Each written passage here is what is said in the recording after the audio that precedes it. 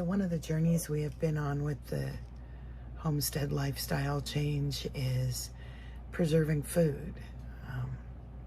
I've learned how to garden, and I used to be called the plant murderer. I've learned how to water bath can and how to pressure can, how to dehydrate. But another thing that I got in the last year is a freeze dryer. And learning to use the freeze dryer has been a game changer.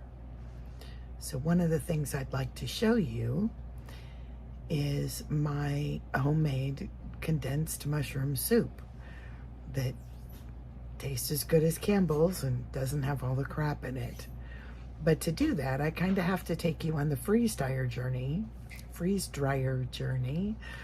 And to get you on the freeze dryer journey, I have to take you on the growing mushrooms journey. So we're gonna start out slow, and I'll try to go through it as quick as I can. So I watched a gajillion videos, how to grow mushrooms. Drill holes in logs, fill them with plugs, straw, sawdust, all kinds of things. And then I saw this one ingenious video where they were growing mushrooms in 5-gallon buckets that they had drilled holes in on the sides, and the mushrooms are coming out the sides of the bucket. And I thought, if you can grow mushrooms in a 5-gallon bucket, you can grow mushrooms in a grocery bag. So, fill a grocery bag with wet straw and sawdust, and in layers with mushroom spore. Hang it by the loops and stab holes in the side of the plastic bag with a crochet hook. Boom, you have a mushroom farm.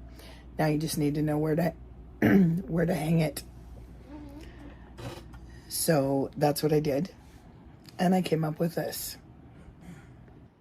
When I was done cutting, cleaning, and scooping them up into the colander to dry, I had 5 full overflowing colanders like this one. So then I needed to prep the mushrooms, because you just can't use that many mushrooms in one sitting. So I put as many as I could in the freeze dryer, chopped, and that netted me 6 quarts of mushrooms dried, as you see here. And then I had a bunch left over, and with the leftovers, I decided to try to figure out how to make a cannibal version. Not cannibal, like people eat people. Cannibal, like condensed cream of mushroom soup that I could can that would be shelf stable. And there was a process. So we start with this whole pan of mushrooms. That's what was left over that wouldn't fit in the freeze dryer. This is my water bath canning pot, and it was about 3 inches deep, 4 inches deep in that pot, so it was quite a bit of mushrooms. I will post the recipe. I'll type it up and have it printed at the end of the video in case you're interested. Understand, this is a Rebel recipe. This is not straight out of the Ball Blue Book canning guide, but it worked really incredibly well, and I was really happy with it. So, once you have the pan of mushrooms, you put it on the stove on medium heat, throw in a pound of butter, a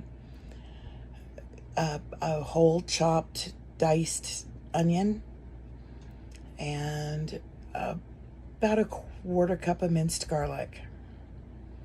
I also threw in a 1/4 cup of fresh parsley, a 1/4 cup of salt, a 1/4 cup of black pepper, and I sauteed it all down until all the water was out of the mushrooms, and then added a gallon of chicken broth. You can see that here, and a gallon of whole milk. I brought it to a good simmer, but not a boil. I didn't want to burn the milk. I added 3 cups of clear gel powder to a mixing bowl with 2 cups of milk and whisked them together until smooth and poured that into the simmering mixture. Stirred constantly until it was beginning to thicken, about the consistency of what you would want a cream of something soup to be. Turned off the burner, loaded the hot soup into pint jars. Clear gel does most of its thickening after it's superheated in a pressure canner, so it's not condensed yet, but loaded all the pint jars, pressure canned at 10 pounds of pressure because that's my altitude, for 35 minutes for the pints. And when it's done, it's condensed cream of mushroom soup, and it tasted just exactly like what you would expect. I was pretty proud of coming up with this. And this is where you should screenshot.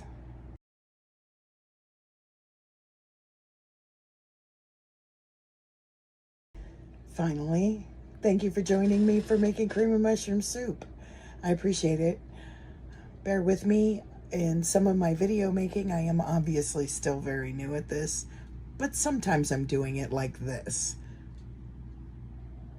I can't believe we're holding on to what we've already given up.